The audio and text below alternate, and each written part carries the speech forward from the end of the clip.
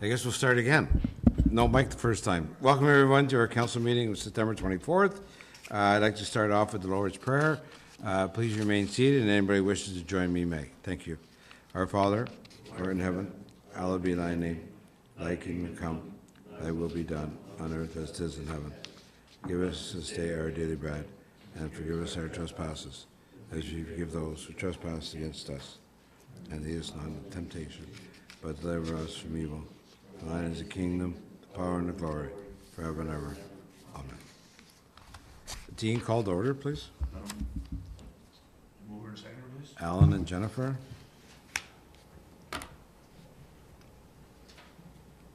Moved by Councillor Wren, second by Councillor Gauthier, that the regular council meeting of September 24th, 2024 be called to order at 5:30. All in favor? Carried. Roll call, please. Mayor Bennett. Present. Reeve Watt. Present. Councillor Gauthier. Present. Councillor Hewitt. Present. Councillor Hughley. Present. Councillor King. Present. Councillor Wren. Present. All members present. Thank you. Confirmation of the agenda. Wendy and Brian. Moved by Councillor Hewitt, second by Councillor Hughley, that the agenda of the regular council meeting of September 24th, 2024 be approved as presented. All in favor? Carried. Declaration of community interest. Seeing none. Minutes and notes. Motion for approval of June 18th minutes. Betty and Alan. Moved by Councillor King, second by Councillor Wren, that the minutes of the regular council meeting held June 18th, 2024, and the special council meeting of July 31st, 2024 be approved as presented. All in favor? Carried. Motion for approval of September 10th. Keith and Brian. Moved by Reeve Watt, second by Councillor Hughley, that the minutes of the council and committee meeting held September 10th, 2024 be accepted by council and that the resolution from that committee become resolutions of council. All in favor? Carried. Okay, our delegation tonight, Kevin Jones. Maybe Laurie, I'll get you to introduce Kevin, please. Yes, so I'm happy to have Kevin Jones, our project manager from Paradigm, for the project, which was a joint project with the City of Pembroke, and it's the Laurentian Valley City of Pembroke Transportation Master Plan East-West Traffic. So Kevin will provide a presentation and bring you through some slides, and then they'll be available for questions and answers. And if there's something that comes up following the meeting, you can also direct questions through to me afterwards, and we'll seek the response from Kevin. So I will now, Laurie will have it also turned over so that Kevin will be managing his own slides. So I turn it over to Kevin Jones. Thank you very much, Laurie, and members of council and your worship. Thank you very much for having me this evening. I'm pleased to present to you a transportation master plan for the township and the city to guide you as you experience growth over the next 20 years. You know, Pembroke and Laurentian Valley are experiencing rapid growth. This isn't anything I need to tell you. You're seeing it. You're seeing it through the development applications. And a lot of that growth is occurring obviously around the city boundaries and within the township. And it was wise, a decision for the township and the city to participate in this joint transportation master plan to really develop a framework for how to accommodate this growth. Your east-west roads are particularly affected by the way growth is happening, the locations of growth, and also due to the limited crossings of the Muskrat and Indian Rivers within Pembroke that really cause traffic to have to orient towards certain road crossings to navigate their way through the community and around the community. So the goal of this East-West Transportation Master Plan was to examine existing and future needs for roads, sidewalks, and active transportation infrastructure in the study area, and really develop plans and policies to help you plan for growth and to how to manage your transportation system as you grow, because there will be pressures, and give your staff some tools and council some tools to help you manage that growth. Our study process developed a study area, includes the entire township and the city. But we also looked at travel patterns, from the outside areas, from external areas in Petawawa, because they do have a big influence on, travel demands, within the township and particularly within the city of Pembroke itself. Our study followed a master plan process under the Ontario's Environmental Assessment Act. And really what that does is it allows us to take a systematic look at transportation needs at a high level, based on things like, where growth is occurring and travel patterns in the community, to identify what projects are needed, not the design of the projects, but really what projects are needed and what you need to plan for, to help you manage growth as it occurs. Major projects identified through this project will likely need some further detailed assessment under the Environmental Assessment Act, the way it is right now, but some of them can be implemented in the shorter term as well. The Transportation Master Plan process and the environmental assessment process really follows 5 stages that are pretty common. All municipalities are sort of required to follow this general planning process for major infrastructure projects. The first 2 steps of the process really look at identifying, what are the problems we're trying to solve, what alternative solutions do we have to look at solving those problems, talk to the public and do some consultation around those types of solutions, and then really develop a master plan that says, here are the solutions that we think you need to guide you forward.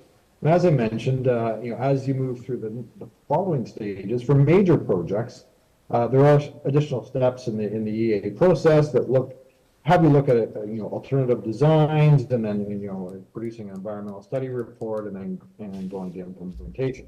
But the complexity of the project will dictate how much of that subsequent work needs to happen. For very simple projects, it will be a pre-approved project, or some may just require some documentation of the consultation and decision-making process prior to proceeding to implementation. On the topic of engagement, that was a big part of our project. We had a number of tools and techniques we used to try and engage the public on planning for the future of transportation in the area. We had an online survey, a website, both the city and the township hosted web pages for the study. We had a public open house in December of 2023 to present some preliminary recommendations. And then we also had some discussions with Renfrew County as to how emerging recommendations from this study aligned with their ongoing work, and they're undertaking their own transportation master plan as well. So there was an opportunity to talk about how these initiatives may align. In terms of the online survey, we had 164 participants to the online survey. About 43% of those participants were residents of Laurentian Valley. You can see from the slide on the side, we had a distribution of residents from all areas, all the former townships within the township, but most from Pembroke Township, and then we had a good representation of residents of Pembroke, and then even some outlying area residents that learned about the study and decided to weigh in, likely because they either worked in the township or the city, or they did a lot of their activities in the township and city. We had a lower participation by those under age 25. That was one of the findings of our online survey, but we had a good distribution otherwise of different age groups that participated in the study. One of the things that came out through our sort of initial review and through the online survey is there really is an opportunity to enhance active transportation in both communities. Not so much in the outlying areas of the township where it's distances become quite a challenge, but really in the growing areas and the emerging growth areas around the city of Pembroke, on the boundary of the city, there is certainly an opportunity. About 9% of the people that responded to our survey indicated they travel under 2 kilometers to get to work or school. So there is a real opportunity to have some of those folks walk or bike, once or twice a week, as opposed to using their car. And that can really help from a number of perspectives in terms of encouraging more active lifestyles, but also taking pressure off some of your road system as well.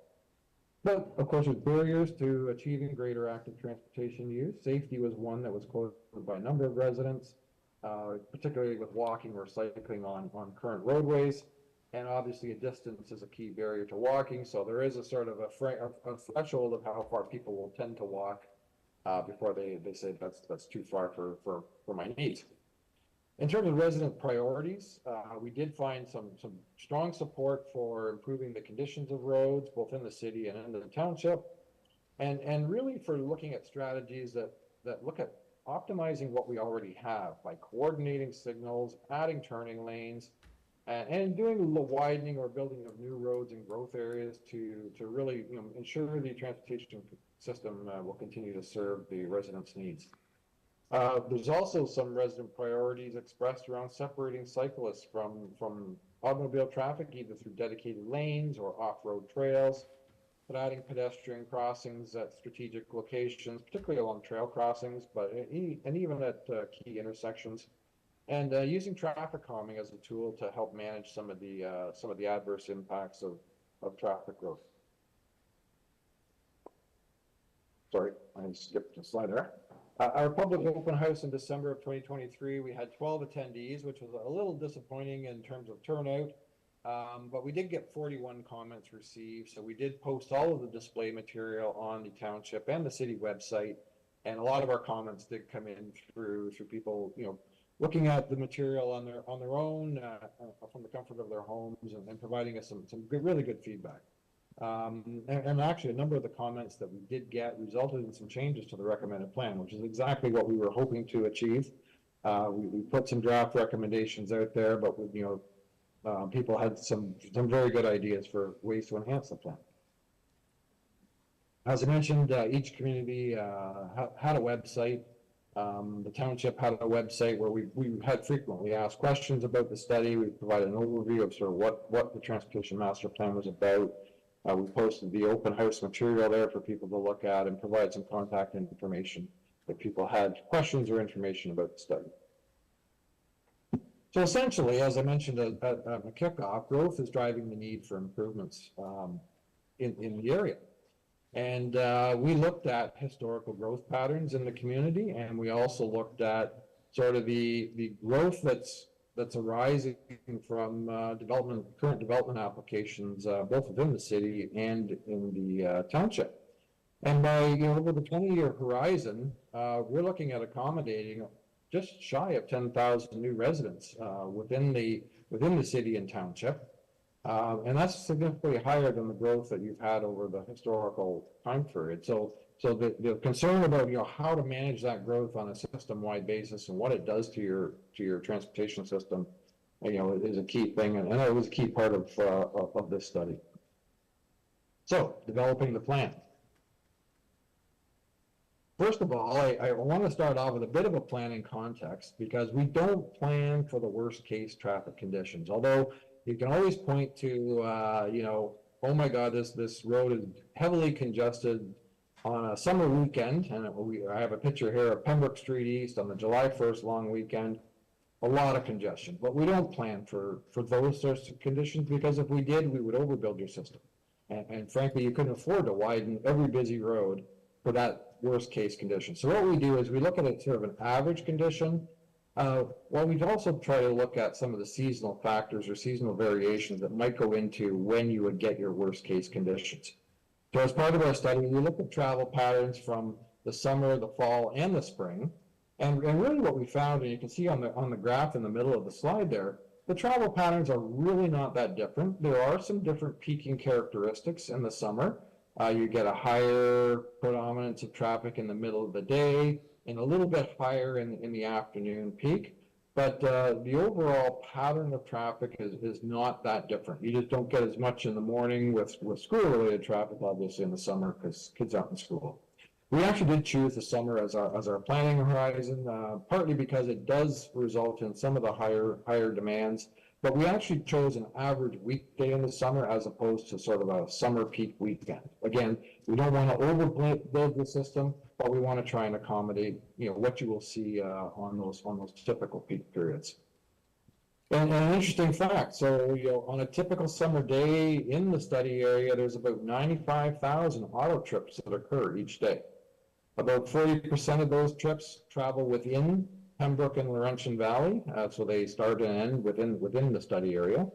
About 21% of those trips travel within Petawawa, so they don't even come into the study area, but we did want to see how Petawawa influences travel in our study area. About 13% of trips travel between Petawawa and Pembroke Laurentian Valley, so there's a lot of interaction between the communities, and that's exactly why we why we included that in our assessment process. And about 22% of trips travel to and from the area from external areas. So whether they're coming in from Quebec on the Highway 148 corridor, whether they're coming in from the north or the south along Highway 17, or whether they're coming in from external areas along Highway 41, there's a good amount of your daily travel is from places outside the study area.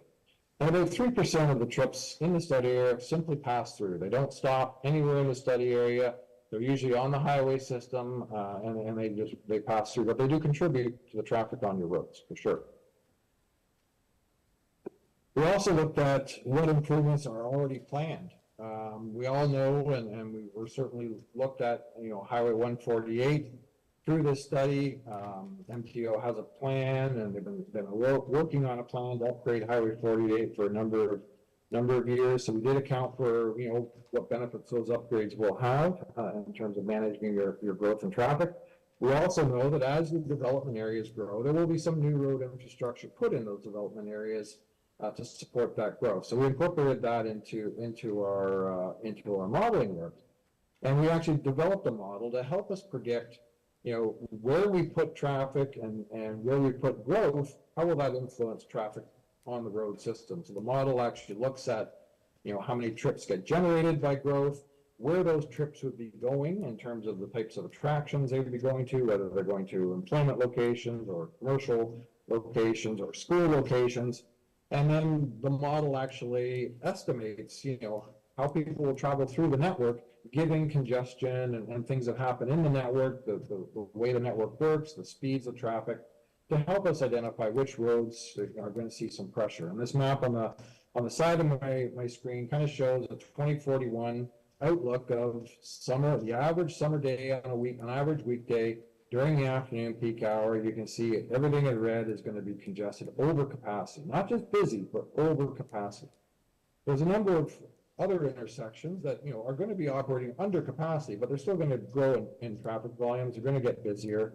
And what we found was, as part of this process, congestion will grow and happen more frequently on Pembroke Street than it does today, even given some of the improvements to the Highway 148 corridor.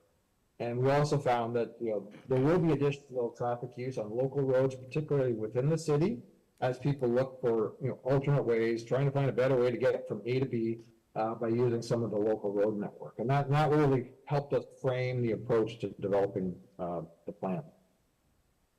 So we did look at 6 initial improvement alternatives at a high level, and they were looking at ways to try and accommodate where we saw growth occurring in traffic volumes to go east-west across Pembroke and sort of between the periphery of Pembroke for areas in the township, and to try and find ways of managing some of that growth and take advantage of opportunities to direct either traffic to existing river crossings or to provide other facilities so that no one facility gets overloaded.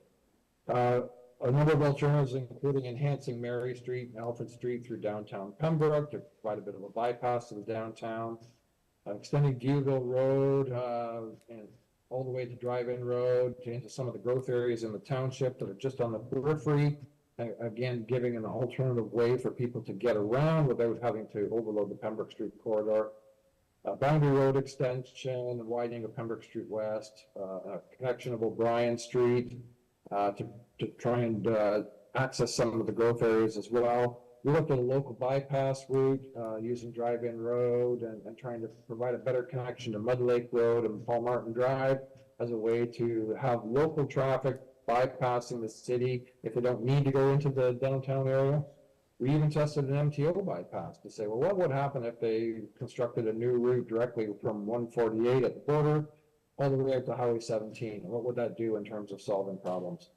And then, as we talked to the public about some of the alternatives, a few other alternatives kind of rose to, were suggested, and a lot of them actually made some sense. And we looked at things like the Quarry Road extension to try and connect Paul Martin Drive, into Viewville Drive and into our development areas. A different version of a Boundary Road extension without, including the widening of Pembroke Street West. And we looked at a boundary road extension to TV Tower Road to see if that would help. And then we also looked at more of a localized extension of Alfred Street without the full extension of Mary Street to see if that might provide some benefits as well. We did a sort of a full evaluation process of each of these alternatives using the approach recommended in the municipal class EA process. We looked at a number of different factors and criteria. Transportation for one, how well was each alternative able to address deficiencies or avoid some of the adverse impacts like traffic in residential areas, and our transportation model helped us simulate each one of those alternatives and how traffic would respond to them. We also looked at social factors like potential impacts to neighborhoods, areas that are cultural resource areas or recreational areas. We looked at environmental impacts, things like impacts to natural areas, emissions in neighborhoods, and economic factors as well, and not only cost to construct, but also are there potential impacts to local businesses that might be sort of some of those unintended consequences of certain alternatives. And at the end of the day, we came up with 5 really key projects that we recommended for inclusion in the plan. And those include the Deerville Drive connection to Drive-In Road and Robinson Road. So really providing that direct access into one of your larger growth areas that you've already seen some planning applications come forward, and there's future phases of that growth area that are envisioned. Providing a local bypass route via Drive-In Road and a new connection to Mud Lake Road and Paul Martin Drive, again, to provide that connection to funnel some of the external traffic that doesn't need to go through downtown Pembroke to alternate routes that they can get around downtown Pembroke to protect the Pembroke Street West corridor, but also serve your growth areas with direct connections to some of the employment areas, and to get access to the highway for those that are traveling outside the immediate area. To make those connections work. The Quarry Road extension also came through as a recommended improvement. And the Boundary Road extension, a little more limited version of Boundary Road without widening of Pembroke Street West. And when we actually modeled the widening of Pembroke Street West, what we found was by providing more capacity on Pembroke Street West, we attracted more traffic into downtown Pembroke where they didn't have the opportunity to make improvements to accommodate it. So it would actually make congestion worse by funneling traffic into that corridor. So our plan was really designed to distribute traffic and give them a lot more options to get around downtown Pembroke as a way of protecting that Pembroke Street East and West corridor. And then a limited extension of Alfred Street, which really provides some access from the downtown area out to the eastern portions of Pembroke Street West and Highway 148 to take advantage of some of the commercial development that's occurring out in those areas. So this map really outlines the recommended road improvement plan. And then out of those 5 key projects, we also layered on a number of intersection improvements that we kind of identified as ways to protect those corridors and make them work as well as they can, and also to defer like having to widen some of those corridors, which would be very disruptive, very costly. But you can do intersection improvements to make them work longer or work better for a longer period of time and avoid widening. And particularly Boundary Road was one that it's a very busy corridor already. Some of our plans really will direct more traffic to Boundary Road, but rather than widening Boundary Road, if we make some strategic intersection improvements to provide turning lanes where they needed, traffic signals where they needed, a couple of roundabouts, that can actually allow you to continue to operate that road well into the future without having to contemplate an expensive widening and a very disruptive widening. So the 32 road projects that we've identified, some of them are new road connections where they don't exist today. Some of them are upgrades to existing roads, either to up their classification or to add some measures to help them accommodate higher traffic volumes. We have intersection improvements, and we also identified a few corridor protection opportunities that we think you may need in the future, and we wanted you to make sure that you protect them, so if those needs do arise, you can actually do something to address those needs.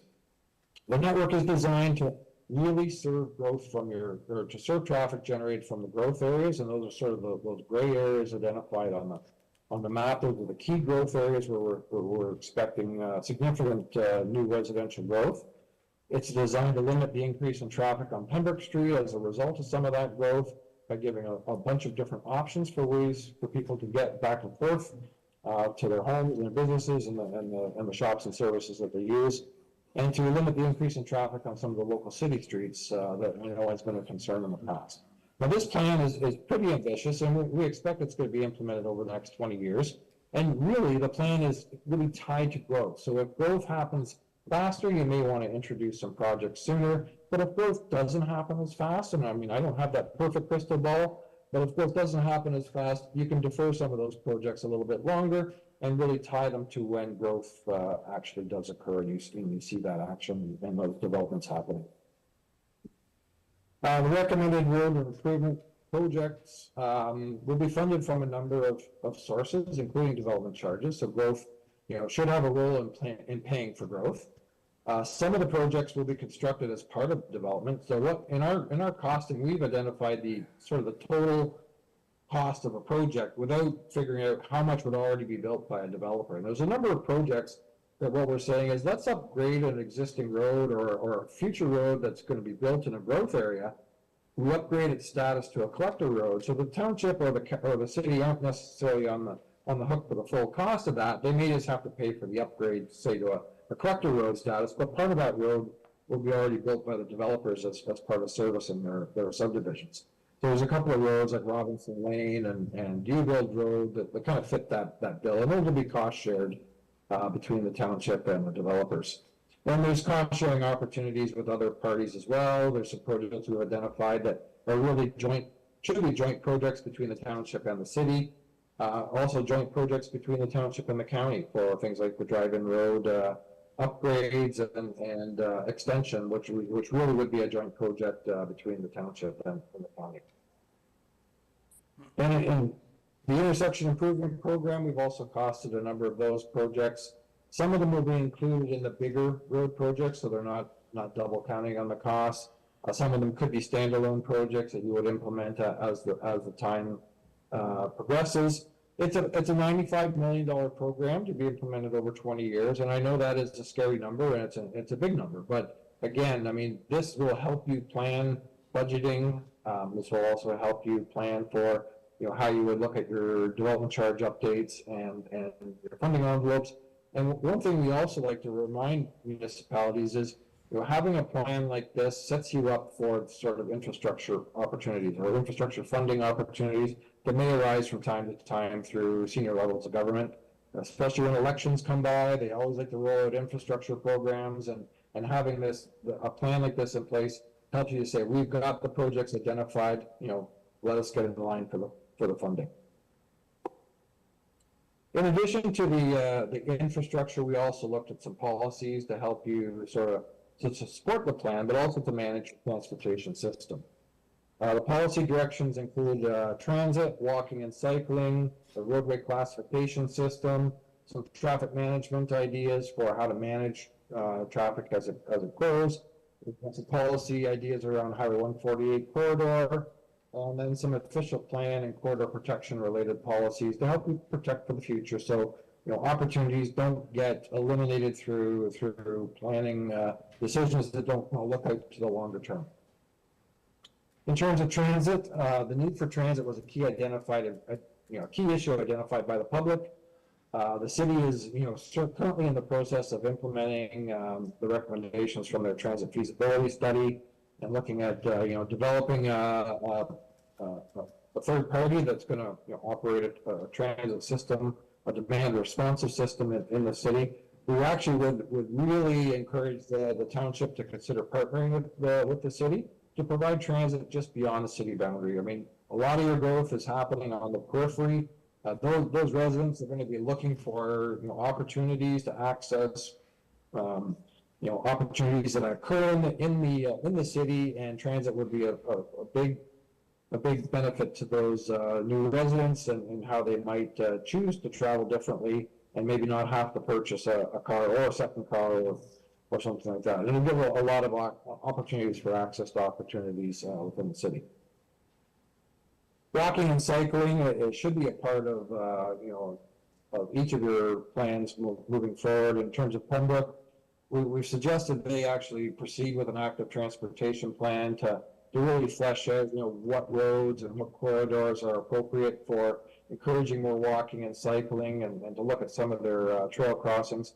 The township has already started on that process, and kudos to the township for looking at active transportation. We're helping you develop a plan for active transportation. I'm looking forward to presenting some recommendations to you, probably at your next council meeting in October, around some draft recommendations for the township. So I won't unveil too much about that plan just now, but we are looking at opportunities to put some new trail infrastructure in the township, but also taking advantage of, as you look at upgrading some of your roadways, what can we do to encourage more active transportation, walking and cycling, and those types of activities. In terms of road classification and traffic management, we've made a few suggestions for both the city and the township. Pembroke already has a road classification system, but we also think that with the type of growth you have happening and the speed of growth that's happening, having some design guidelines would really help communicate to developers sort of your expectations on how roads should evolve to support growth, how to manage things like speed and traffic calming in some of these emerging communities, and tying those design guidelines to your road classification can help support you as you start planning infrastructure upgrades. So look at what are the things we should include while we're reconstructing this road or as we're resurfacing this road. We've also suggested developing a permissive truck route system around the periphery of Pembroke and through Pembroke to really help guide trucks that are trying to navigate through the city from the provincial highway network and direct those that can away from the downtown and and away from local roads out to some of the major roads that are better suited to handling truck traffic. Again, that will help manage some of the impacts of growth as the community grows, and it will provide some positive guidance to trucks to say these are the routes that are appropriate for you, not just put truck restrictions in place where you can't go, but actually tell them where they should go. For the township, our recommendation is that we really should start to develop a roadway classification. All of the township roads are sort of classified the same way, and there are a number of roads that act very differently. They serve very different purposes in serving your transportation needs, and we're suggesting even a simple classification like arterials and collectors within your local road and local roads within your road system will help you apply your policies differently. So where you might apply more rigid or strict policies on your major roads like Beeline Road, which is sort of acting like an arterial, but some of your local roads don't need that level of policy intervention, but it helps you sort of rationalize how you would apply your policies going forward. For Highway 148, we did undertake a peer review of the planned reconstruction of Highway 148. Our peer review looked at sort of the planning approach to how they forecasted future travel demands and identified the types of improvements needed. We looked at the design. We looked at sort of how they were originally implementing sidewalks, some discussion around corridor management and the type of intersection improvements. We did make a number of recommendations to the ministry to consider for things to think about as they move forward into detailed design, and we had a number of meetings with the ministry to try and help they advocate for some of the township and city's concerns with some of the designs, particularly with the Highway 148 Greenwood Road intersection. I have to be fully transparent. We weren't really successful in moving the ministry on a lot of their positions. I think we managed to convince them that some of their sidewalk designs need a bit of a rethink because they were really planning to put sidewalks right up against the road. And I think we convinced them that that was going to be a maintenance nightmare. So we are looking at ways to better design their sidewalk infrastructure that should help you guys manage those sidewalks going forward. But what we also identified is that, with all the development you have happening along that corridor, and there'll be more to come as the population comes. I think the commercial is going to come even more so along that corridor. The township really might want to strategically think about the feasibility of assuming that section of Highway 148 from MTO, at least from Drive-In Road to Angus Campbell Drive, to allow you to manage that corridor and not sort of be tied to MTO's decisions about how you access the corridor and how you interface the land use. That's going to be an area of conflict that we think going forward, and it might make sense to look at, assuming that under the Connecting Link program, so you have a little more autonomy with how you deal with that corridor, but after MTO does their upgrades, so you're not on the hook to do the upgrades yourself. So that's something that it's a bit of a longer term recommendation, but we think having those conversations, it might take a while to get there, and it might be something you would want to think about. In terms of the official plan policies, we've identified a number of opportunities, and some of these policies really should be incorporated into your upgrades to your official plan when they come to, or putting in your road classification system and embedding that in your official plan. Identifying road widening and right-of-way widths, entrance spacing policies, putting those embedded into your official plan so the expectations are clear for what the requirements are going to be. And as I mentioned, you can tie them to the different categories of roadways, so you can be a little more restrictive on some of your higher class roadways, but a little more relaxed or a little more permissive on some of your lower class roadways that don't serve as much traffic demand. Putting your active transportation plan as part of your official plan is something that a lot of municipalities are doing now to identify those opportunities. And again, putting them in your official plan really allows you to look at development when it occurs and make sure that you're not approving things that might be conflicting with other plans that you have. So incorporating some of these into your official plan gives you that sort of holistic look at how you manage your land use going forward and making sure that you don't have conflicts in the future. And putting your right-of-way requirements in the official plan can ensure that some of those lands can be secured at the time of development approval. So if you say, this roadway, we recommend a 30-meter corridor because of all the things we need to put in this roadway. If a development comes along and you don't have that much width, you can require them to dedicate that to the township free of charge, as long as it's in sort of your official plan and in your policy statement. So that's a good measure that a lot of municipalities do to help them secure the right of way they need to protect for their future transportation corridors. We've also suggested putting corridor protection areas in your official plan. Again, this is really to protect those areas that are sort of what we've called longer term opportunities, or road projects that we think are going to be needed within the 20-year horizon. They may be a little bit further out, or they may happen a little sooner, but you want to make sure that you don't get incompatible development in those areas, or development that actually precludes a future roadway. So putting those protections in your official plan gives you a little bit of extra leverage to say, no, this has been protected for a transportation corridor and you need to work around it. So a couple of the areas we identified is Angus Campbell Drive and Rankin Street. It's an offset intersection now on Highway 148. We think as growth happens, and if you get any growth on the river side of Rankin's of Highway 148, that offset intersection is going to cause you some problems in the future and cause MTO some problems. And you may want to protect for lining that up better, so it'll make the intersection work a lot more efficiently. And protecting that now will give you the opportunity to do it if you need to in the future. Providing new strategic road connections to the Highway 148 corridor, even though MTO has kind of been a little bit reluctant to approve new connections to Highway 148.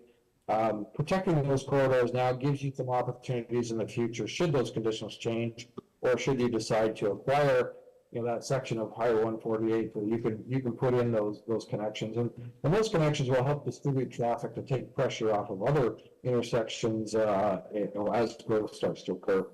Driving road extension, quarry road extension, and the boundary road extension that we've identified are all areas that are longer term initiatives, and putting those corridor protection areas in your official plan would help preserve those lands that you don't get development that might start to conflict with your opportunity.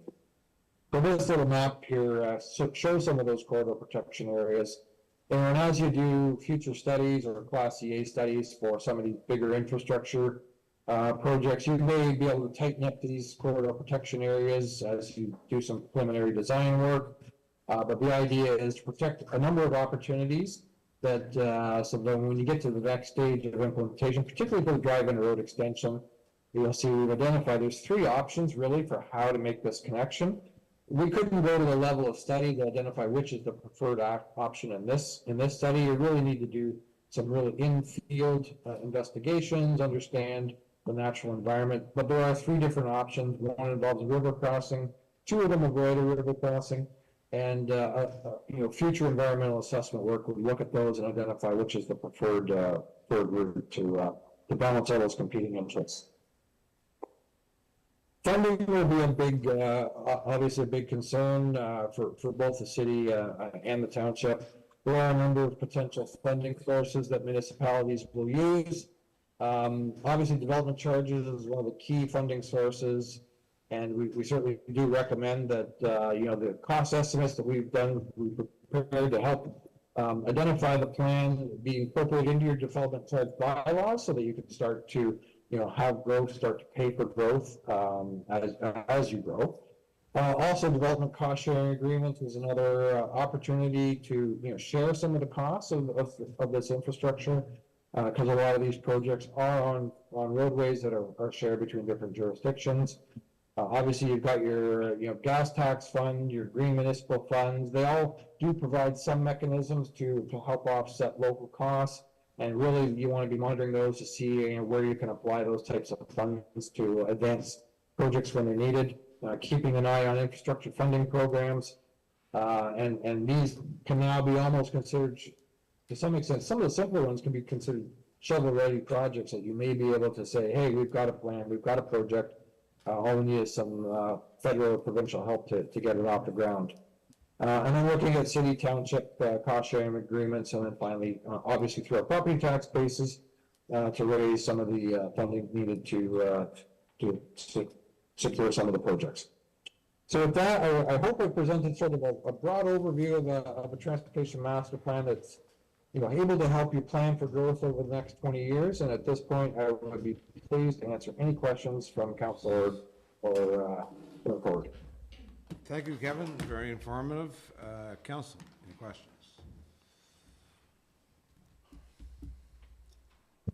I have one, and it's something regarding MTO 148 reconstruction. We've said for years we're tired of being told what entrances can happen and when some cannot, and we've always said let's take over that highway.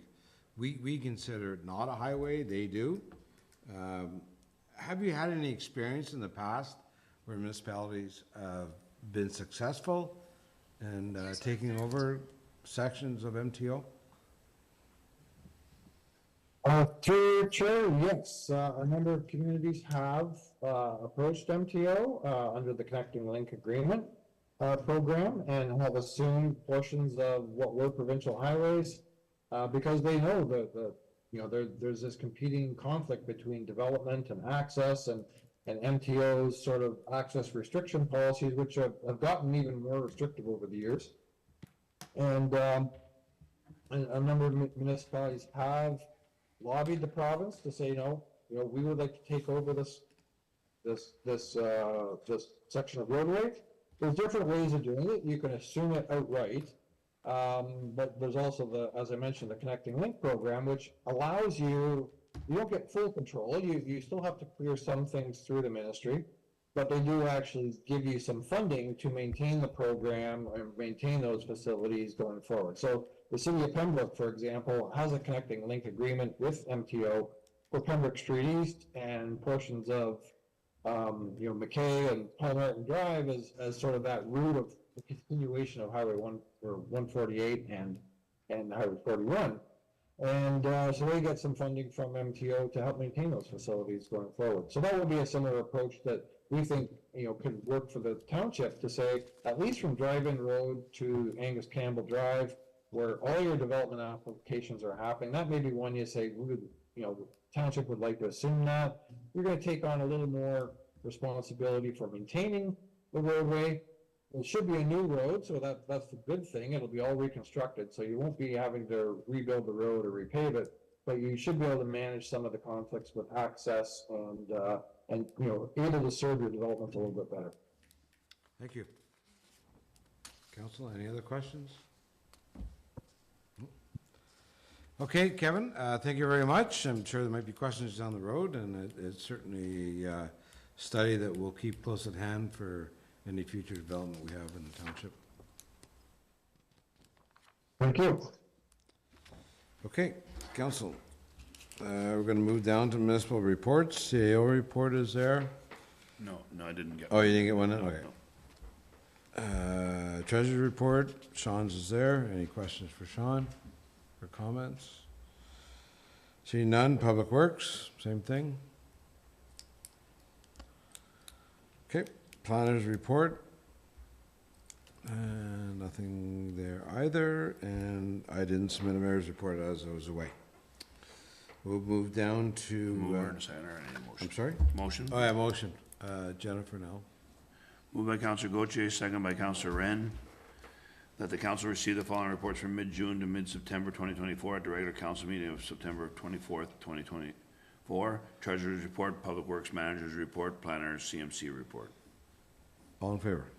Carried. Okay, business, Township of Laurentian Valley, what we just did. Is there more to it? Or Yeah, just a conversation? motion to pass if we're just to accept the information. I don't know if Laurie has a comment. Laurie? Yes, just, so council has been circulated hold on just one separately, the report. There was a bit of a glitch there. The only difference really is that it included that executive summary, which was sent also by email with the information prior to the city presentation. But again, if you refer to that, there is a little bit more of an executive summary that goes along with the slides that were presented tonight. So if there are other questions or any follow-up, if you can provide that through me, and I'll provide that to Kevin if there's comments with the master plan, so that then we can have a final version brought back to council. Okay, so we have a motion to Yes. accept. Brian and Wendy? Moved by Councillor Ugly, seconded by Councillor Hewitt, that the council accept the report as information and direct Paradigm Consulting Inc. to finalize the LV PIM Transportation Master Plan East-West traffic for adoption at the subsequent meeting of council. All in favor? Carried. Get a motion to open a public planning meeting. Keith and Betty? Moved by Reeve Watts, second by Councillor King, that the Council of Township of Laurentian Valley pursuant to Section 34 of the Planning Act hereby declare a public meeting open at 6:20 p.m. to discuss the zoning bylaw amendment file number Z 2024-09 Griffith. All in favor? Carried. Okay, Laurie, I'll turn it over to you. Yes, so we do have one application before us tonight, Z 2024-09, and it's an application filed by Kevin and Margaret Griffith, and they are the property owners, and the lands are located at 640 Jean Avenue on County Road number 35. Lands described as lots 163 and 164 on Judge's Plan 366 within Part Lot 33, Concession 1 in the geographic township of Stafford. And in terms of the notice, it was issued as a combined notice of application and a public meeting. And the general nature of the amendment is that it's to establish a residential 1, exception 45, R1 E45 zone with a special provision to permit a meal preparation kitchen and assembly of packaged prepared meals in a 60 square meter detached garage as a home occupation accessory to an existing primary residential use. The home occupation may be operated by the homeowners of the property and the occupants of the dwelling. And then all other applicable provisions as set out in the general provisions section of the zoning bylaw would relate to the home occupation. Again, the need for this amendment was that the home occupations are generally only permitted within the dwelling or an attached garage, but as this is a detached garage, the exception was applied for, and the meals that are prepared there would be a kitchen, and also the assembly of the packaged foods that then are prepared fresh and frozen as part of an existing Meals on Wheels business, and also for others to purchase in a similar manner than the normal Meals on Wheels type of program. So again, notices were sent out in accordance with the Act, and there were opportunities for anybody to come to view at the Township office additional information related to the application. Again, this is the opportunity, if anybody does have any comments, that they do provide it at the meeting. For those that have the ability to appeal decisions of council, they are to make their comments aware beforehand as well, but also if there are any comments from the members of the public, either they can provide it writing or verbally prior to decision made by council. Again, a reminder that all comments, including names, addresses, and information does become part of the public record and can be shared as deemed appropriate by council. So in terms of written comments, we did only receive from public bodies the standard letter from Enbridge that they had no concerns. We didn't receive any other written comments from members of the public or from any other public bodies. Okay, thanks, Laurie. We don't have anybody on the line or anything other, so there's no one here who wants to speak to it tonight, I don't believe. Okay, any questions of council? I'll get a motion. Keith and Brian? Moved by Reeve Watt, second by Councillor Ugly. Council approves the application for zoning bylaw amendment, file number Z 2024-09 Griffith, and recommends that council forwards the bylaw as presented to the bylaw portion of the regular council meeting of September 24th, 2024 for enactment. All in favor? Carried. Get a motion to adjourn. Alan and Betty? Moved by Councillor Wren, second by Councillor King, that the Council of Township of Laurentian Valley hereby declare a public meeting of September 24th, 2024 be adjourned at 6:25. All in favor? Carried. Okay, under corporate services, leach tile drain loan request. Brett, please.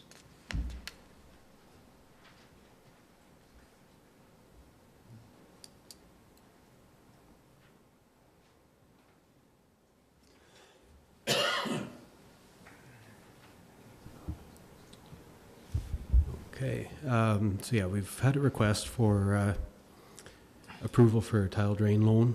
He wants to do some improvements to his land. Checked with OMAFRA to make sure we have the capacity. Basically, the money comes from them, and we collect the payments back through tax collection and a debenture. Everything's pretty well set up. He has tile contractor arranged and ready to start the work. This would only basically carry through if he chose after the work is complete. There'd be inspections done and stuff. And if he, I guess it's kind of like a fallback. The rate's guaranteed. If he can arrange cheaper financing, he may. But at least he knows that he's covered to start the work and hire the contractor. So it's fairly straightforward. We've done a few in the past, and there's really not much to it other than time. It's a dedicated program, so it's fairly risk-free. Okay, any questions to council? Get a motion? Yes. Wendy and Jennifer? Moved by Councillor Hewitt, second by Councillor Gauthier, that the council considers and approves the application for leach tile drain loan. All in favor? Carried. Okay, Brett, move on to the Smith. Okay, so the Pleasant View Drain, the Smith branch, we had some complaints and concerns. It wasn't handling the flow. As you know from other council meetings, we're also looking at the Pleasant View Drain for more improvements, but this one was strictly maintenance. I provided some pictures just to give you kind of some background on how serious it was, but there were, the beavers had definitely taken over the area. We're flooding portions of 3 farmlands. The water was actually visible from Pleasant View itself, the subdivision. So we went in, we did some trapping first and then a very slow release. I did some cleanup pictures as well. We did very minimal after. We just basically restored the banks and stuff. The reason we didn't do more, partially because we know we have enough flow capacity for the spring, partially because we are doing the full review, and I didn't want taxpayers to have to do more of a cleanup this year and then possibly in a year or 18 months more work on the same drain. So we were able to keep the costs fairly low for the amount of work that was done. I think you can see in the pictures just the damage they actually did do. It's there was quite a bit of water held back, and like I say, we did a good release. It took over a week, but we had no complaints from downstream, so obviously we let it through slow enough. There was no sign of the beavers returning, so I think we're in pretty good shape moving forward. Okay, good. Thanks, Brad. That's good news. Anybody have any questions for Brad? Motion as well. Need a motion. Keith and Brian? Move by Reeve Watt, second by Councillor Ugly, that council consider and approve bylaw 2024-09-048 as presented as being a bylaw to provide for the maintenance, repair, and improvements of the drainage works known as Pleasant View Municipal Drain in the Township of Laurentian Valley. All in favor? Carried. Okay, Sean, good evening. Sportsplex. Okay, thank you, Mr. Mayor. And Dean, you can jump in here anytime you want, but I wasn't here. I didn't prepared know it this yet. when Dean was away. So, as you know, in the summertime, we received requests from the City of Pembroke to form a joint committee between us, themselves, and they extended the invite to Whitewater Region and Petawawa. And the original request was for the City of Pembroke to have 3 voting members, and then each of the municipalities have 1 voting member, and then they would extend the invite to local community groups as non-voting. When it came to our council earlier in the year, you know, our council decided to respond back asking for an equal representation of 3. So that went back to their council, and they have since approved that we would have 3 voting members. And so now it's really, council has to appoint 3 members to this committee. Now, the first meeting is scheduled for tomorrow at 4 p.m. at their office. There were a few, basically what we responded with in our letter back to them and when I went to their council meeting, have confirmed with their staff that they were agreeable to some of the things that council reached out with, it being, you know, the first order of business is to create a term of reference that would provide the roadmap for duties and deliverables. And then they're under the understanding that that group that we appoint will report back to this council periodically with how that progresses. So at this point, we need to officially appoint 3 members. So that'll turn it back to you, Mr. Mayor. Okay, so I have on our recreation council members as Brian and Jennifer. So I have spoken to both, and you are both interested in sitting on that committee, and I'll be the 3rd member. So that will be who our committee will begin with. As Sean said, our first meeting's at 4 o'clock. It's certainly going to be a long endeavor to come up with a plan. If we can't come up with a plan for type of sportsplex, you know, whether it's regarding a pool, a dome, a rink, we don't know, but we got to go in with open eyes and be ready to turn every rock over and talk to everybody in the public and get complete and detailed information from everyone involved, so that at the end of the day, we can at least say we've tried to do everything we can. It's obviously a project that would take several years in the making, even once we put a plan together, and be shovel-ready for government grants down the road. So initially, there is no financial obligation for this committee. Any dollar spent will be approved back to the councils. So even they're talking about the engineer report or consultant reports, any dollars that do come up will be brought back to council before it's spent. So this is a fact-finding mission, I consider, as to where it goes. I would assume that we'll have a lot of subcommittees from it, but that's going to be up to the group of 6 of us that start off. Anybody has any questions or comments? Or Jennifer? Sorry, it is just 6 of us, so Whitewater has declined this invitation? or we don't know My that understanding, yet? Whitewater and Petawawa have both declined, so there'll be the 6 of us that begin.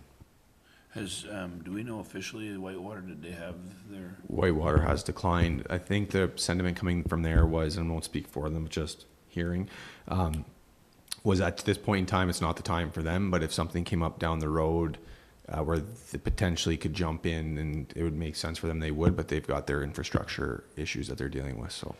Yeah, and I also spoke to the mayor last week on another issue, and we talked about this briefly, and they're just not in a position right now to jump in, but as Sean said, but they certainly want to keep the possibility open down the road, similar to, you know, if the board is set up like the Waste Recovery Center down the road for recreation, then they would want the opportunity to buy in if they can. So I haven't heard from Petawawa, but my understanding is that Petawawa is not interested at this time. I haven't heard either, but I think for the purposes of this meeting, I think there's 6. Yeah. motion? Okay. We have a motion. Motion. Alan and Keith? Moved by Councillor Wren, second by Reeve Watt, that the council appoint the following 3 members: Mayor Steve Bennett, Councillor Jennifer Gauthier, Councillor Brian Hughley, to the Sportsplex Facility Joint Committee, and to amend the 2022-2026 Standing Committee Council assignments accordingly. All in favor? And wish us good luck. Yeah. Okay, next item, information item is animal report for August. If anybody has any comments, Keith? Just looking at the count, and we talked before about having some costs Oh. come back. Mike? We spoke previously about having some costs come back regarding how much it's actually costing us for the cats versus dogs. The number's pretty obvious. There's 101 stray cats as opposed to 30 dogs, and it's just ongoing. And I don't know whether there's anything else we can do about it. I've talked to other people from municipalities, and some have no bylaw for cats, plain and simple. Do we have an estimate of costs to date for this year? Well, I guess we brought, and maybe Lori can help me here. We did bring it forward earlier because we had that examination and decided to keep the cats involved in regulating the cats. We did ask them for a report. I don't know if we asked them for quarterly or semi-annually, or did we have that conversation with Jim McBain? Do you know that? Do you remember? I'm at a loss here, to be honest. But I know I know council wanted a bit of a report on actual quarterly kind of thing, I believe, and we're gonna summarize that, I believe. I'm not sure. So yes, we had an OSPCA summary report that we brought last meeting Okay, that gave just a summary report of what it included dogs and cats. It didn't have any costs associated to it. That is something we can ask them Yeah. to give more detail in. But at one time we did do a comparison cost analysis as well when we talked about the stray cat calls versus the dog calls. And that, I don't remember the month that we did that, but I think that was at the beginning of the year. Yeah, sorry, and I guess So I'm that's not what sure the which- OSPCA, so I guess getting back to that, it's hard to distinguish because we have a set fee that we pay certain amount of hours to animal control, so they do them hours, and then above that, of course, there's extra charges. That could be a cat, could be a dog, but then what do you do for the first number of hours? I mean, there's a mix there too, so that's a set fee too, so it's hard to just pinpoint exactly what the cost is because it's a bit mixed. We can tell you what animal control costs are in general, in total, and then take a stab and, divide it by dogs. But sometimes the dog ones are more investigative 325. Yeah, no, for a yeah, dog yeah, I know. And 195 for a cat. No, but I'm also speaking to the amount of time Mr. McBain's company spends going Yeah, out to that's what a I'm trying to cat get call to. versus a dog call. Yeah, and normally, the cat ones are certainly more straightforward than the dog. The dog one can have several, visits because, if they first of all warn the person for the dog at large, and then if there's a biting incident, it's a whole investigative report. But again, if we don't get any calls in a month, not that we don't do, but if we have a month that there's no calls, there's still a set fee. We're paying them so many hours for that month. So there's a set fee for there, and whether it's cats or dogs in there, hard to establish. The only thing we could do, I think we did that last time, is we just took the numbers basically of how many dogs, how many cats, and then the total package of the cost of animal control and semi-divided. It's not a real pointed number, but it kind of gives you an idea. We went through it earlier, and a cat, it's expensive. There's no doubt to regulate cats, it's expensive. And we've talked about, possibly maybe in the rural side of the municipality, we'll let them run at large and in the urbanized, but again, where do you define that? Is it a subdivision? Is it 3 houses clustered? It's hard. It's a matter of either we're providing the service or we're not. That's unfortunately, I don't have a better answer. Okay, thank you. Okay. And Brian? Item number 2 on there, it says ongoing roosters and chickens. We have an update on, Well, we have an incident that is being dealt with currently. It is an ongoing investigation. Obviously, I don't think, I know Brett has been a little bit involved. But maybe I don't know, I don't want to comment anymore because I'm not really familiar exactly, but obviously, I don't know. Yeah. You can should use use your your mic mic there, Brett. Right there. So yeah, we don't have an urban chicken bylaw. So basically, if you're not zoned rural or agricultural, they're not allowed. Typically, the complaints I'm able to handle with a short visit or a call or a letter, and they seem to be resolved. This one here is tied into a lot more background. There's other complaints. Same owner also has dog complaints. So Jim's been kind of handling everything just because there's so many issues at one property. Rather than having multiple people doing multiple visits, we just we felt it was best to have everything handled in that case. So Long and short of it, they're trying to get them out of there, but we haven't been successful just as of yet. Okay, anything else? Okay, down to community development. Chris? Laurentian Valley Halloween Open House. Good evening, Council. So this idea kind of has, it's something we've been rambling around for a while, but the actual idea itself is pretty recent. It's mainly been spurred by local government week, and then the idea process kind of came organically about how we can do something for local government week. So this is kind of just an insight into my mind of local government is scary, because I know that from a fact when you teach children, as I did in my previous role, they're not super excited about local government. So a lot of times we have to make it exciting for them. So that's kind of where this idea came from.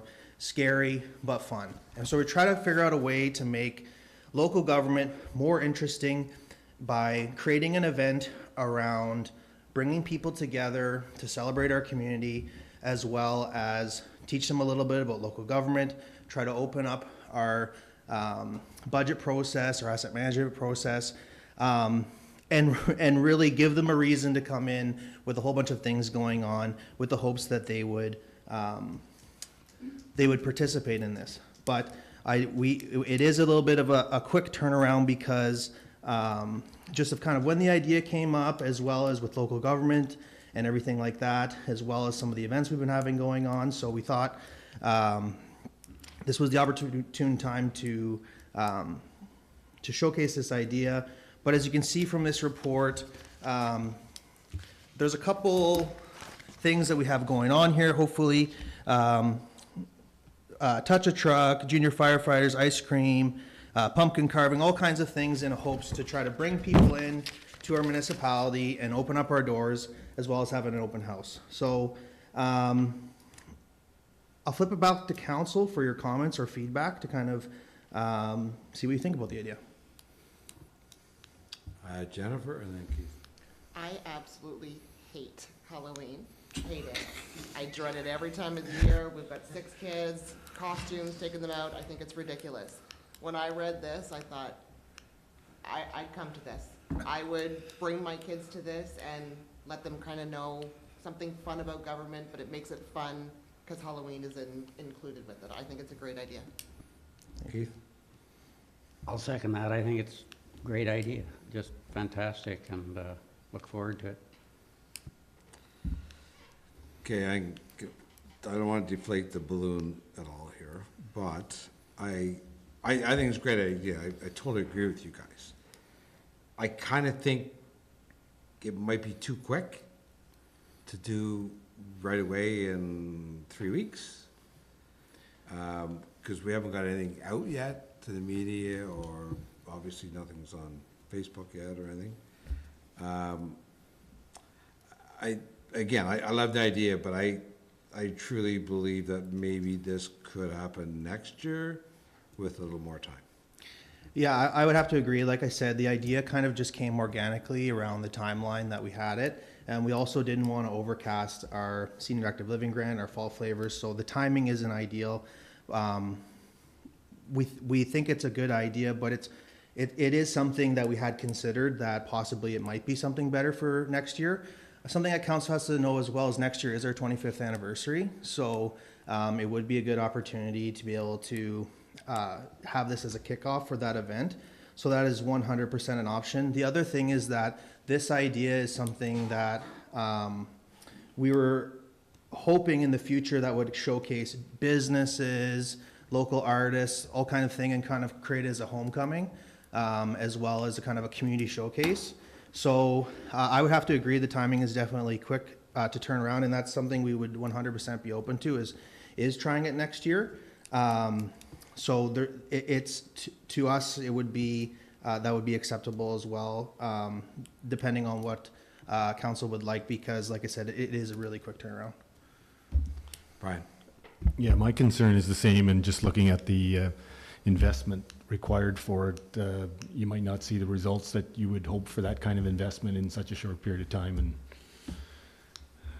you know, a year out, you can plan better for it and get the numbers that would warrant that kind of investment. Wendy? I'm kind of like Jen. I'm not a big fan of Halloween myself either. But when I did look at the plan, I would attend something like this too. But I'm with the mayor on this one. The timeline is very tight. And so I would hate to have a great event like this and just have it not succeed because people didn't know about it and it's so quick. So I would love to see it still proceed for next year though, because it's a wonderful idea.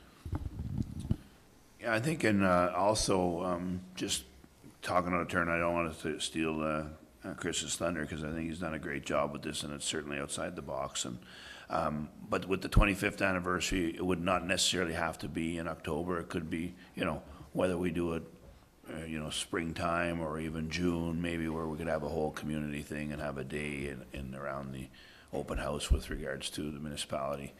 This probably gives Chris some time to kind of make his mind work, and I'm sure it'll be great, and we'll kind of move forward. I think it's probably best. There is a lot of activities at this time of year too. I know it is, the only caveat that gets me is it's open local government week is that week, and it's a kind of a good time, but maybe we can scale that down to something else in October, but do this as well too sometime through the summer. So.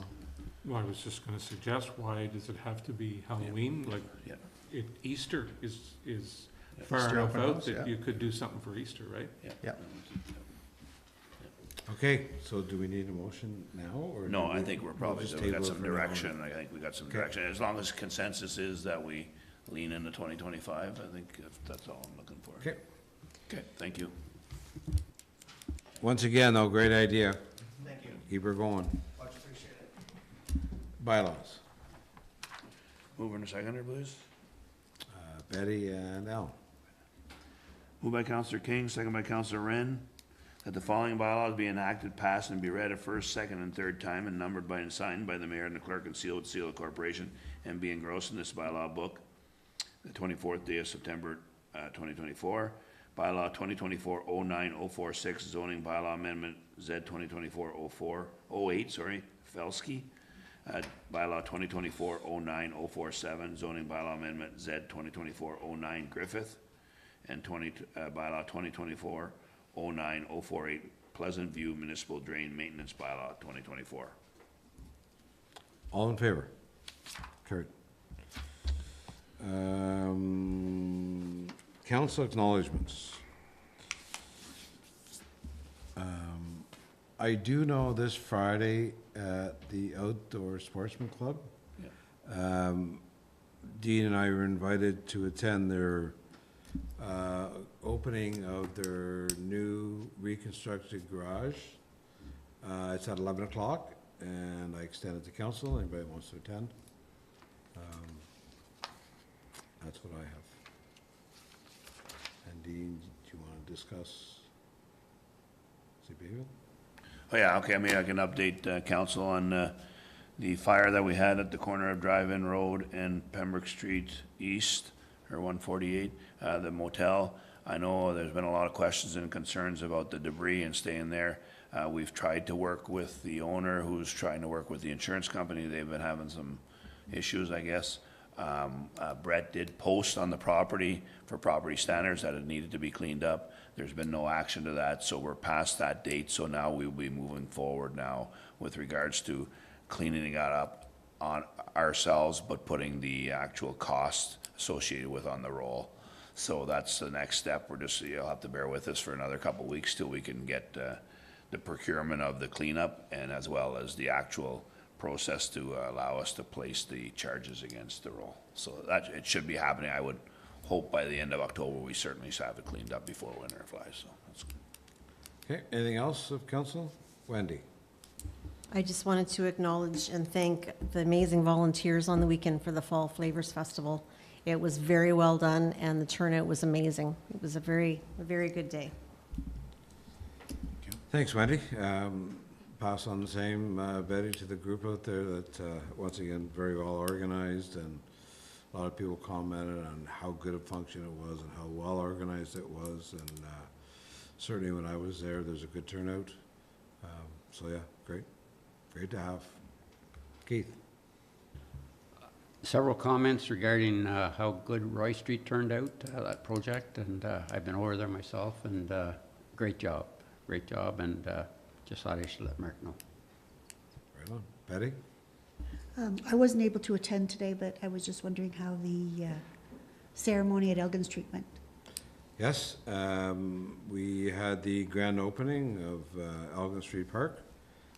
Our sign looks great. The picture of Zach Lapointe looks great on the rock. The park is wonderful. My understanding is getting a lot of use. Councillors Keith and Alan and Brian were there. And I made a few remarks thanking past group members of their committee when it first started quite a while ago, to all the staff that contributed to it as well. It's just a project so well done. Our new sign looks really good. Great to see it in the Laurentian Valley, and yeah, and the other signs as well. Alistair Fraser, I've seen that one as well, and yeah, it all looks good. So yeah, it went very well today. We certainly thank the Lapointes. Yeah, and I just want, the Lapointe family were there, including the grandkids and the son-in-law and wife, and passed on our thanks for allowing the park to go ahead even before the subdivision, but I know we're working very hard on that subdivision. Yeah, they were appreciative, and when I left, the only folks left for the points and the grandkids on the swing set, so it was good to see. So, to Nevada and all staff, but especially to Nevada, I know a lot of work went into it and, with the design of the rock and the memory rock and the signs. Job well done, for sure. Anybody else? No, I get a motion to go in closed, please. Yep. Betty and Jennifer. Moved by Counselor King, second by Counselor Gauthier, that the regular council meeting of September 24, 2024 be moved, or move into a closed session at 6:50. Chaired by Mayor Bennett according to Ontario Municipal Act 2001, Section 239.2 and Section 239.3 and Section 239.3.1, in order to address a matter pertaining to a proposed or pending acquisition of disposition of land by the municipality or local board. All in favor? Okay, we'll take a couple of minutes, folks.